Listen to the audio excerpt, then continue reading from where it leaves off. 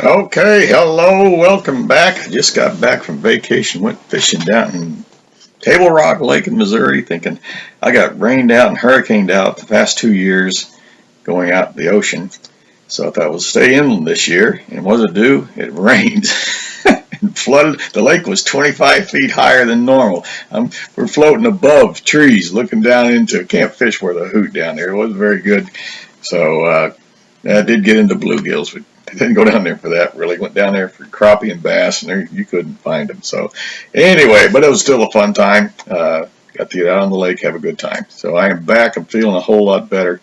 So good to be here. And let's pick up back in the book of Judges. And so if you got your Bibles, open your Bible up here, and let's get into the book of Judges, where we're going to be picking up our story where we left off here. And so if you remember where we left off, and so open up and hit the pause button if you have to, because you really need to look at the passages as we are talking about them.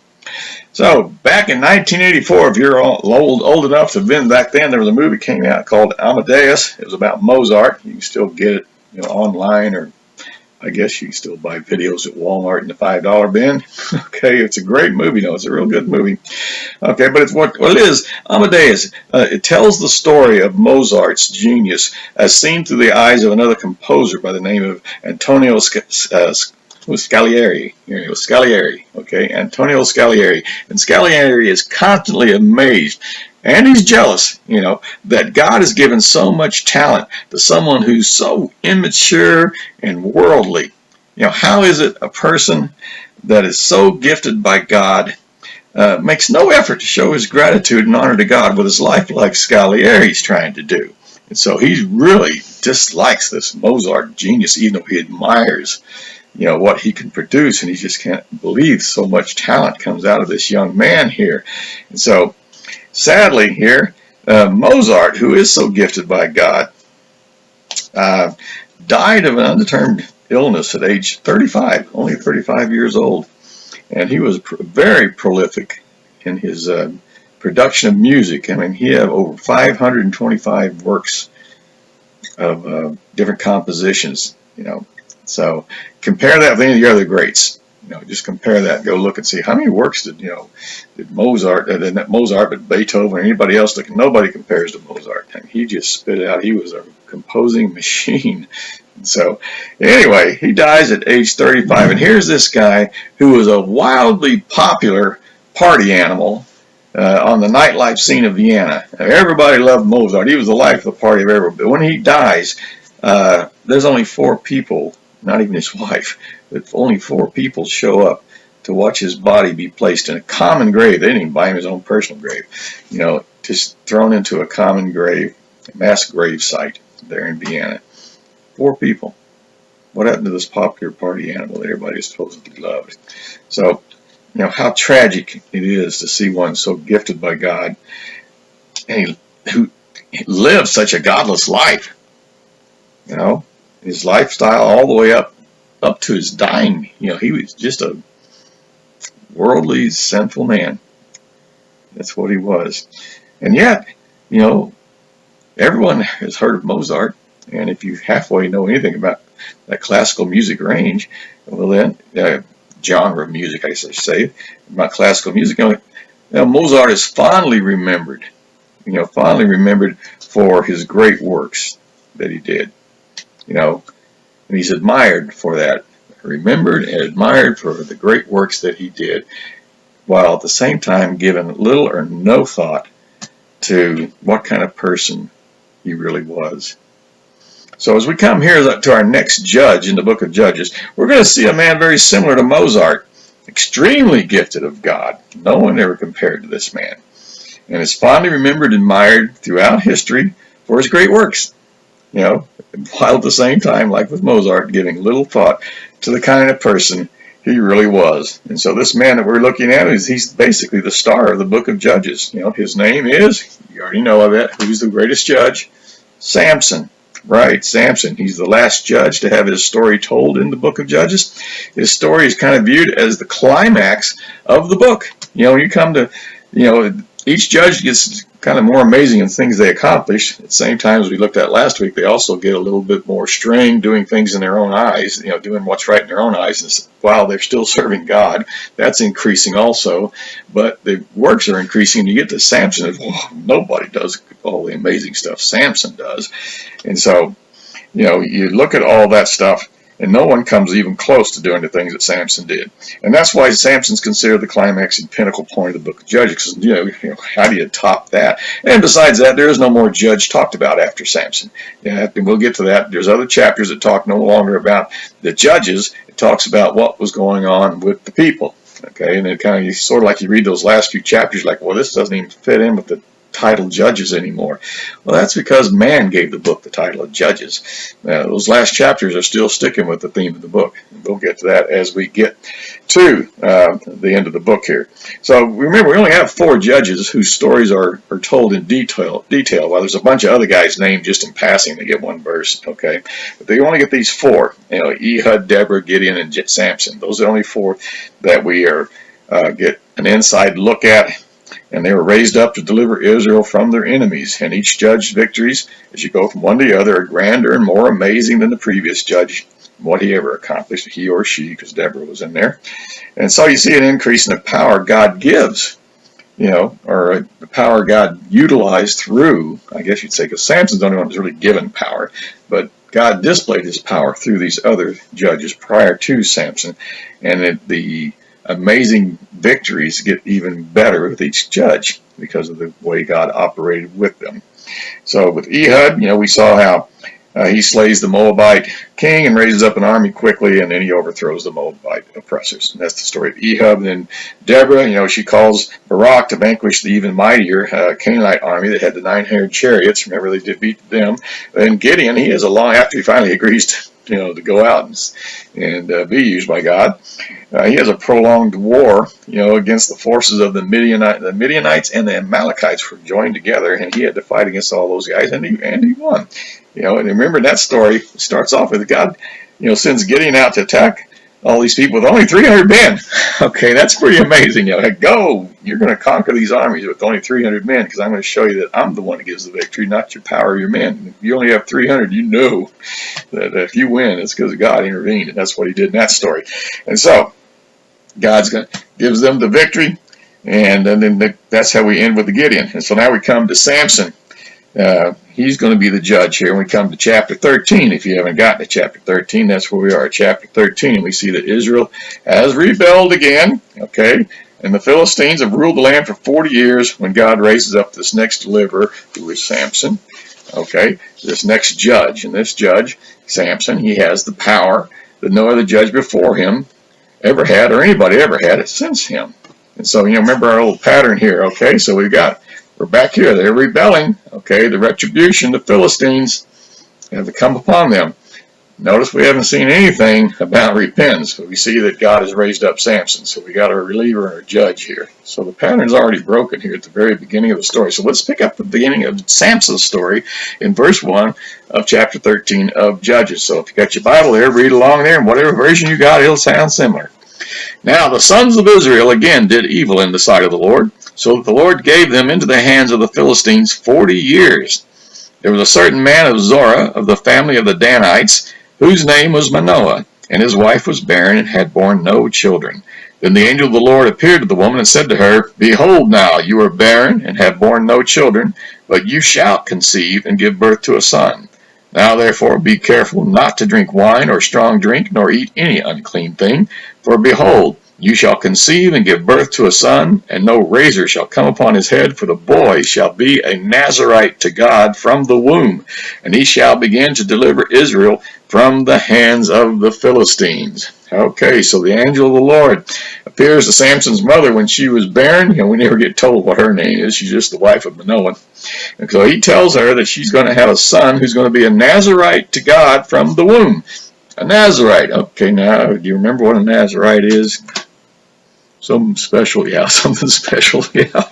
Well, you got to go back to Numbers chapter 6 to read all up about, and you should. If you're not familiar with all the rules and regulations that go around a Nazarite, you should go back and read Numbers chapter 6 so you can understand, okay, this is the type of person that Samson is. He's supposed to be that way, and he's been appointed by God to be this Nazarite. Okay, so and if you look into just read the Jewish histories and stuff like that outside of the Bible, you find out Nazarite vows were usually not lifelong. Okay, if the person took a Nazarite vow, it is usually the most of them are for 30 days. And if you were really serious about something, maybe 60. If you did 100 days with a Nazarite vow, you were really considered that was a big deal if you went 100 days with your Nazarite vow. And so, because during this time, you got no drinking anything made from grapes, that's juice or wine. You can't touch dead things, and you don't cut your hair. You let your hair grow so that people can see that you're under a vow before the Lord, which shows that sometimes got to be passing by for people who knows, hey, your hair, you need a haircut. Okay. So then the word Nazarite, it comes from this Hebrew root word, which means to separate, and that's all it is. The Nazarite separated himself from certain things to show that he separated himself for God's service. That's why he's separating himself from these various practices and making extra sure he doesn't violate various rules of the law. And if you do violate any of the rules of the law, of these Nazarite restrictions here, there was a whole purification process, ritual, basically. You can read about that in Numbers. Okay, that he has to perform before he could continue his service. So if you violate your Nazarite vow, that's not supposed to be done. And if you do that, you got to go get yourself forgiven, basically, for violating your vow. You aren't supposed to violate vows. That's promises, by the way. A vow is a promise.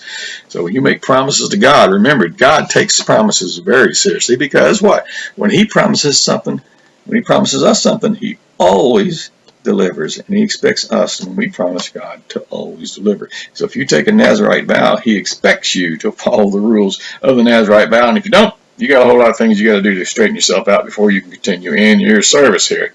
And so, anyway, here, when your time of service came to an end, the person cut their hair, showing that they had completed their time of the Nazarite vow that they had taken.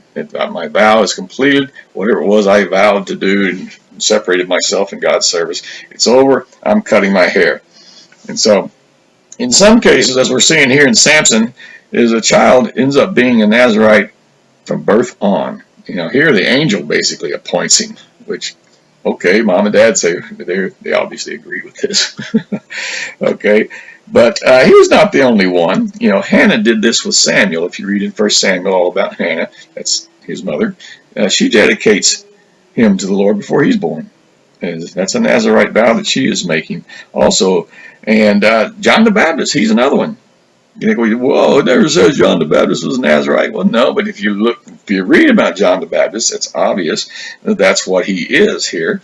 Okay, and remember, Jesus said in Matthew chapter 11, verse 18, this is familiar when I read it to you, okay? You don't have to turn there. Matthew 11, 18. For John came neither eating or drinking, and they say he has a demon. And then they go on and says the Son of Man came eating and drinking. He called him, gluttony and all this stuff. And so, all right. He's pointing out there is that John came and he was under the Nazarite vow, the restrictions of the food and eating of the Nazarite vow. He lived out in the wilderness like a wild man. Okay, but anyway, what is this restrictions that he has? It's Nazarite vow restrictions. That's what he's got here. And we also see that the Apostle Paul had taken a temporary Nazarite vow at one time, for we see in Acts chapter 18:18, it says, in Caesarea he had his hair cut, for he was keeping a vow. What vow? What vow is there to keep where you have to cut your hair? Nazarite vow. So the Nazarite vows were still around during the New Testament. You just don't hear about it much. Okay, I guess you could still do it. There's nothing saying you can't. So, anyway, the angel of the Lord, and he tells the wife of Manoah that her son's going to be a Nazarite from the womb. So he's going to be a special guy in God's service. And the angel of the Lord tells her that right up front. So Samson's mom gets all excited about that, runs and tells her husband, all about it. And who knows for sure how Manoah responded about this, or even thought about what this. Somebody appeared to you. What do you mean? And so, but one thing is for sure, is that he'd like to hear from this person himself. And so we see him praying here in Judges chapter 13, verse 8. He says, Then Manoah entreated the Lord and said, O Lord, please let the man of God whom you have sent to us come to us again, that he may teach us what to do for the boy who is to be born. So hey, I want to hear from this guy too. We need more instruction. Okay. And so the angel of the Lord does show up again. If you read on down to the verses, we're not going to read all those right now here. You can just glance down there and see that the angel of the Lord does show up again. And he repeats the exact same message to Manoah.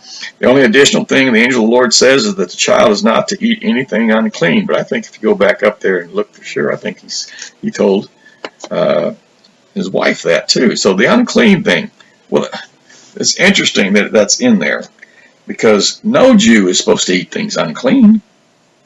So why are you adding that in there? And that's supposed to be a flag for us to remember. That's a rule that Nazarites are not supposed to do.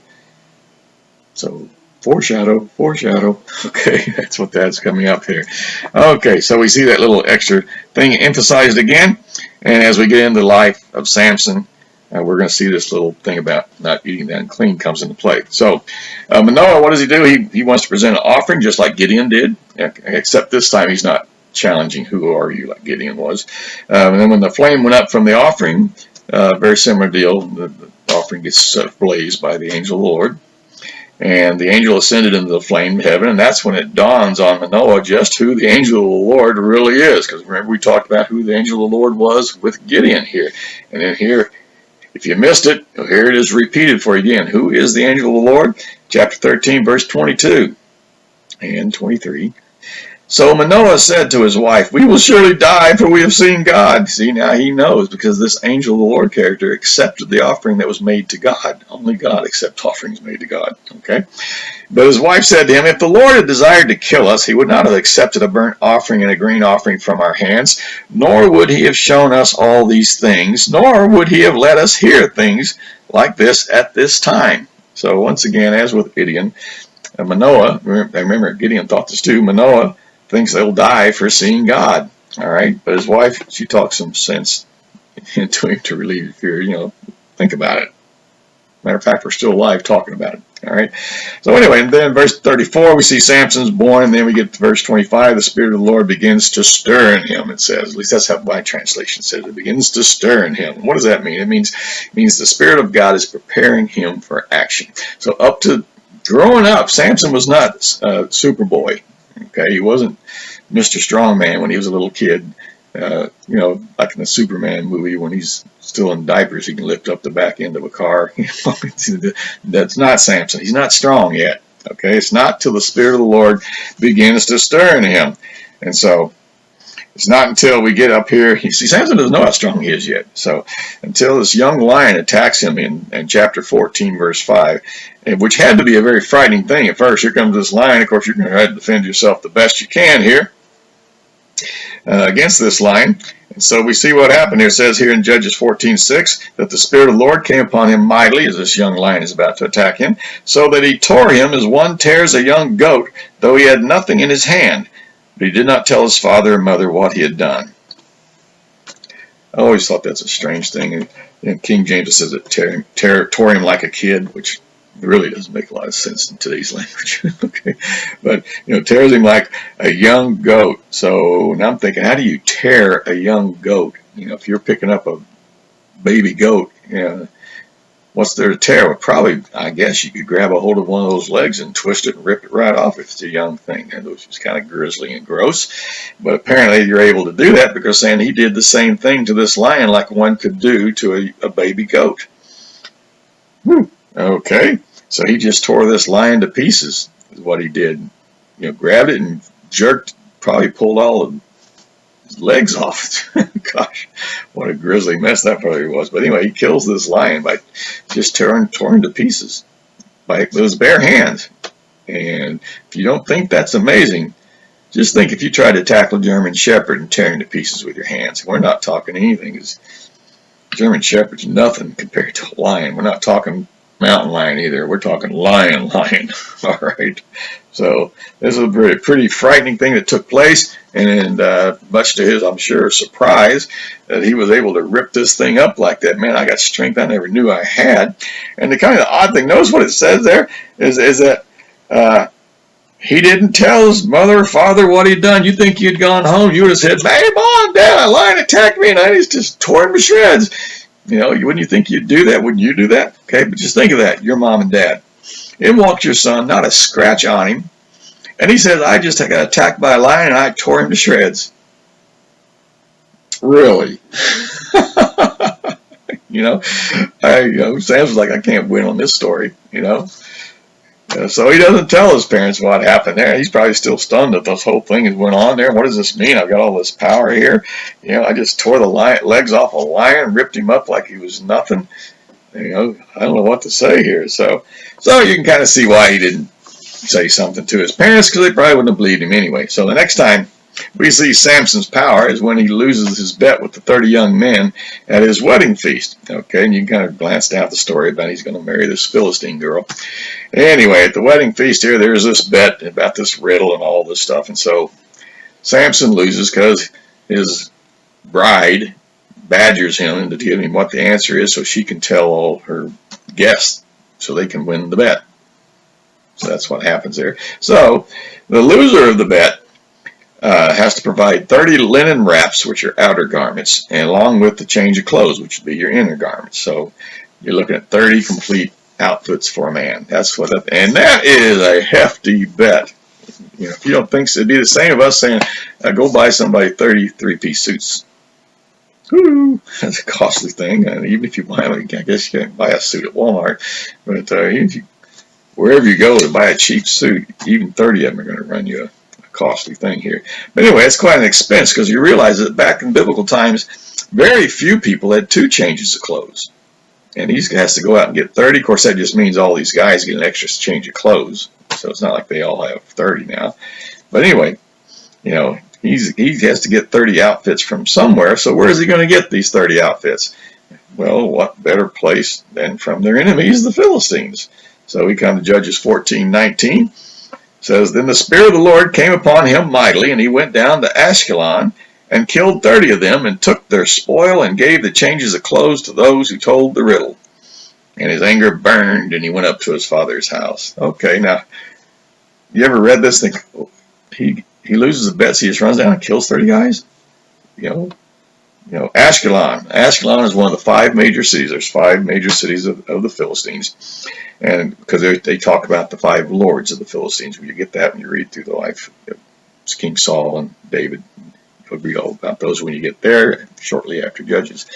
Okay, and the Philistines, Ashkelon is one of their major cities. All right, now we don't have any details here about what happened when he killed these 30 men. Did he just sneak down there at night and mug 30 guys in the dark and kill them and take everything?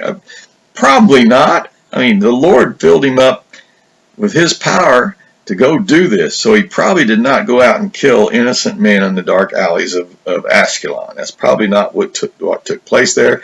Since the Spirit of the Lord came upon him to do this, what he probably did, since that's a major city, it has patrols around it and everything else, is that what probably happened is Samson met up with a Philistine garrison of soldiers, which are the enemies of Israel, and a fight ensued, and Samson kills all 30 of them. He takes not just their clothes, notice it said spoil too, so whatever else is of value that's on him, he takes that.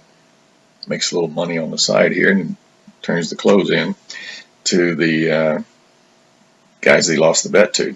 Notice he didn't go back to the wedding feast after he paid off the bet. He was so mad he just went home, so his bride was given to another man as wife, which is weird, but that's what happened. Okay, they gave the wife away to somebody. After all, we've had a wedding feast, and Father's not going to do this again, so it's a very expensive thing, so we're giving her to somebody. Hey, how about you? You want her? Hard to imagine that's the way life was, but that's what they did. The father just gave her away to somebody else.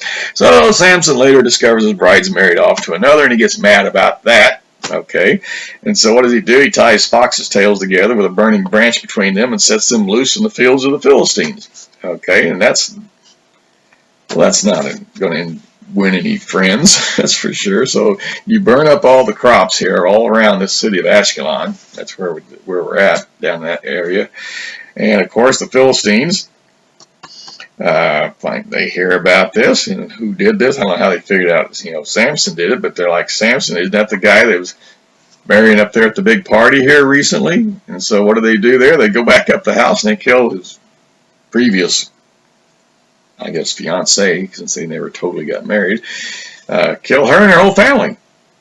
So as a retaliation, for what has taken place here, that shows you how grisly the Philistines were. And these are Philistine people he killed. They just went and killed their whole family. So Samson gets upset about that, even though his wife's been given to somebody else. But anyway, he's upset about that. And he goes and meets up with the Philistines, and which are most likely, these Philistines that came and took out the family, or probably another Philistine garrison. They send up there. I don't know how many is in a garrison. At least 30. So we come to chapter 15, verse 7. Samson said to them, "Since you act like this, I will surely take revenge on you, but after that I will quit." Okay, he's saying this to the garrison that took out the family. Then in verse 8 it says, "He struck them ruthlessly with a great slaughter and went down and lived in the cleft of the rock of Etam." So he wipes out this next garrison. Kills them all, apparently. He says a great slaughter. Maybe somebody escaped to say Samson did it. But he took it all out on them, and he goes down and hides out in this place called the cleft of the rock of Etam. So he's hiding out down there because he knows that they're going to come after him. The last thing you want to do is go back home and have him just take out his family. That's what they would do. All right, so the Philistines, what do? They hear where Samson is, and they don't hear about it. They get all upset, and then they come in force. A large number of people. A large army comes down here, invading Judah. Of course, Judah's like, "What's this all about? What's the problem?" They don't even have an army. And the Philistines say that Samson's the problem, and we want him. Of course, they know where he is. He's down there in the cleft of Edom, so they don't want to fight with the Philistines. So they tell Samson is that the Philistines are after you, and they're going to slaughter us if you don't come out and go with them. So basically, they want to kill you, and we don't want to die. So will you please come out and go with them, and you die, not us? That's basically what they're saying to him. And Samson agrees. He agrees that he'll go back, to the Philistines. So the Jews tie him up here with new ropes and deliver him to the Philistines. And so he comes all tied up, looking like he's captured. And so the Philistines aren't concerned about it. Look at him. He's all tied up. All right. And so they're all full of revenge, and they're thrilled to have Samson delivered to them as a captive, and now they can do with him what they want to do, or at least that's what they thought. Hey, we got him here, he's tied up, we can play games and beat and torture and do whatever we want with him before we kill him. Well, that's what they thought, but that's not what happened here. Chapter 15, verse 14, we pick up the story. When he came to Lehi, the Philistines shouted as they met him. They're delivering him to the Philistines. And the Spirit of the Lord came upon him mightily, so that the ropes that were on his arms were as flax that is burned with fire, and his bonds dropped from his hands. He found a fresh jawbone of a donkey, so he reached out and took it and killed 1,000 men with it. Wow. Okay, he's tied up with ropes. He does one of these flex the arms things and busts them and tears his hands apart, and it's like they're nothing. Burned flax means it's not strong at all. Okay, it's crispy and brittle. All right, and he sends them fleeing after the slaughter here. Chapter 15 ends with, in verse 20, it says, "And so he judged Israel 20 years in the days of the Philistines." I mean, he kills 1,000 guys with a jawbone of a donkey. I mean, it looks sort of like he's got a boomerang in his hand. Okay, and he's killing 1,000 guys with it. He's the guys with shields and spears and everything else, and he wins the battle. Woo! Okay, this is a powerful guy. So this is the last time we see this slaughter type thing happen with the Philistines, and we have 20 years go by, and he judges Israel for 20 years. And okay, we're going to stop right there because this turned out to be a really long Bible study, and if you need a break, we're breaking right here. So we're going to stop right there, and if you want to pick up on part 2 of this, just move on to the next one, okay? And then we will finish this whole study.